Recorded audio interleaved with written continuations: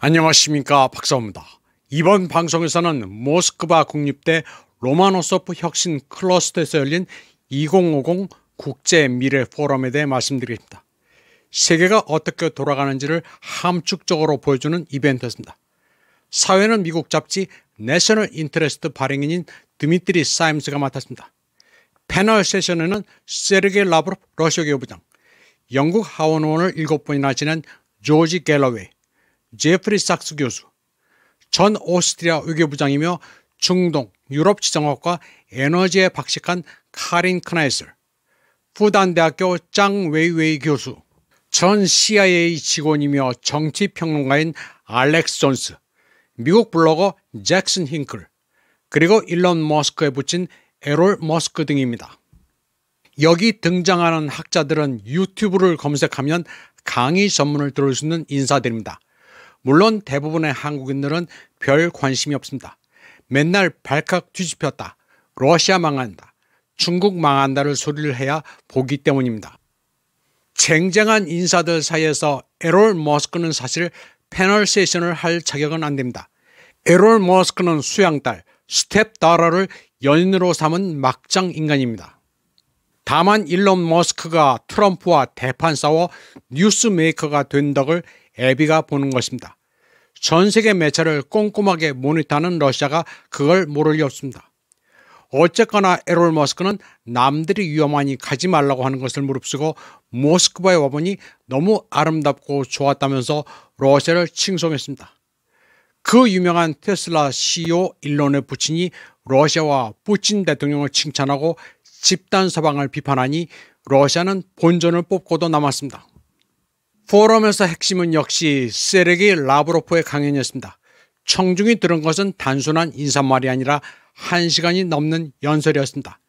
그는 서방이 다극체제를 싹부터 억압하고 러시아를 포함한 전 세계 신생 중심 국가들을 파괴하려는 시도를 매우 생생하게 폭로했습니다.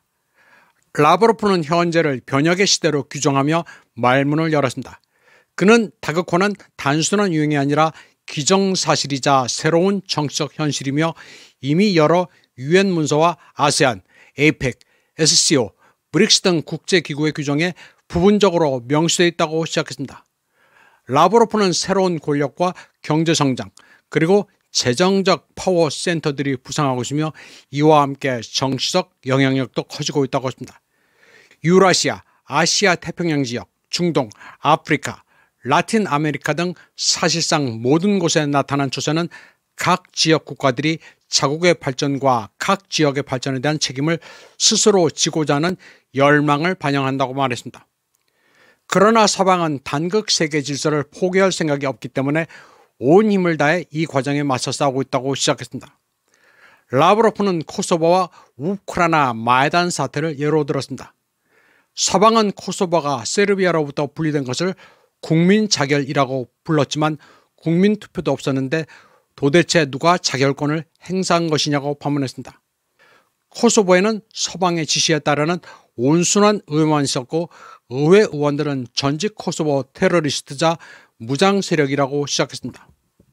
그리고 우크라이나에서는 2014년 갑자기 유혈 쿠데타로 권력을 잡은 세력이 승자라고 선언했는데 크림반도와 돈바스 주민들이 이에 반기를 들자 쿠데타 세력은 그들을 테러리스트로 규정하고 전투기를 포함한 정규군을 투입해 돈바스를 폭격했다고 말했습니다. 또 2014년 5월 1일 오데사 노동조합 건물에서 50명을 산채로 불태운 사건은 아직도 유럽 평의회가 진상조사도 안 한다고 시작했습니다. 라브로프는 또 2021년 있었던 토니 블링컨 당시 미국 국무장관과의 회담 내용도 공개했습니다. 워싱턴은 이미 우크라이나를 러시아와의 전쟁으로 몰아가고 있었으며 우크라이나 영토에 중단거리 미사일을 배치하려는 의도를 가지고 있었다고 말했습니다. 미국은 당시 자기네들이 탈퇴한 INF 중단거리 미사일 조약을 들먹거리며 러시아가 미사일을 개발한다고 시비를 걸더니 우크라이나에 일정량의 지상 기반 중단거리 미사일을 배치하겠다고 위협했습니다. 그때 젤렌스키는 뮌헨에서 연설하며 우크라이나의 나토 가입을 아무도 막지 않을 것이라고 호언장담했습니다.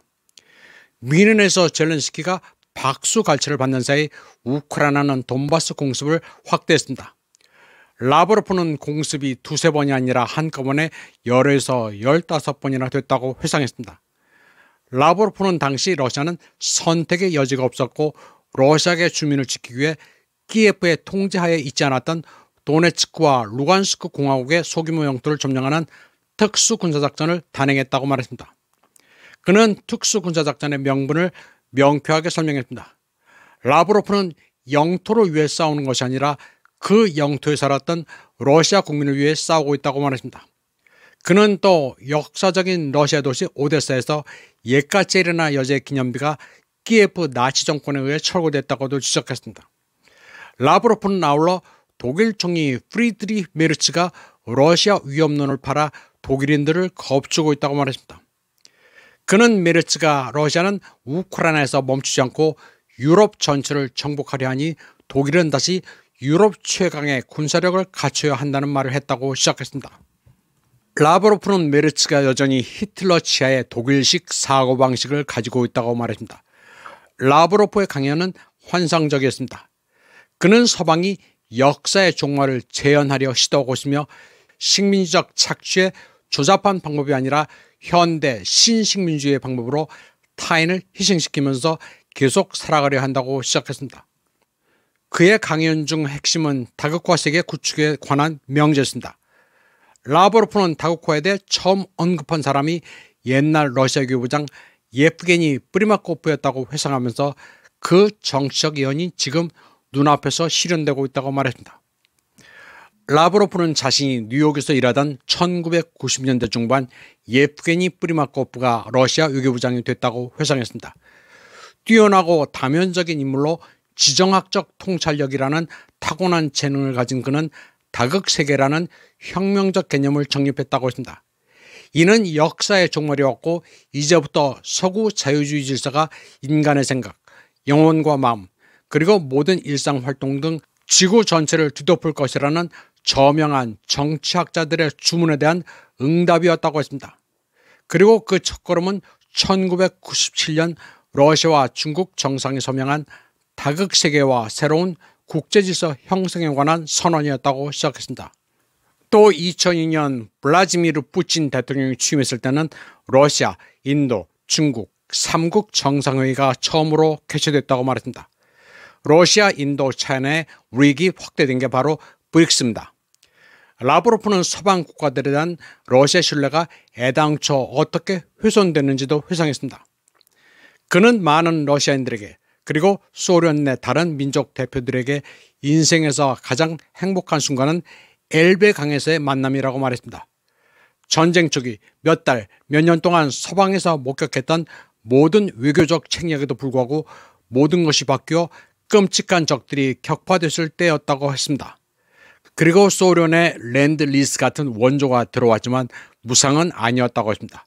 제가 이 부분에서 첨언하자면 렌드-리스는 러시아가 2006년에 다 갚았습니다. 소련이 무너졌으니 대충 떼어먹어도 되는데 러시아인들은 아주 고시식합니다. 그리고 2차 대전 당시 미국이 소련과 연합해 나치 히틀러와 싸운 것도 다 사연이 있습니다. 당시 해리 트루먼은 소련이 강하면 독일과 같은 편을 먹고 독일이 강하면 소련과 같은 편이 되겠다고 했었습니다. 미국이 싸운 것은 이데올로기 때문이 아닙니다. 그래서 2차 대전이 막 끝났을 때만 하더라도 미국의 매체들은 스탈린을 칭송했습니다.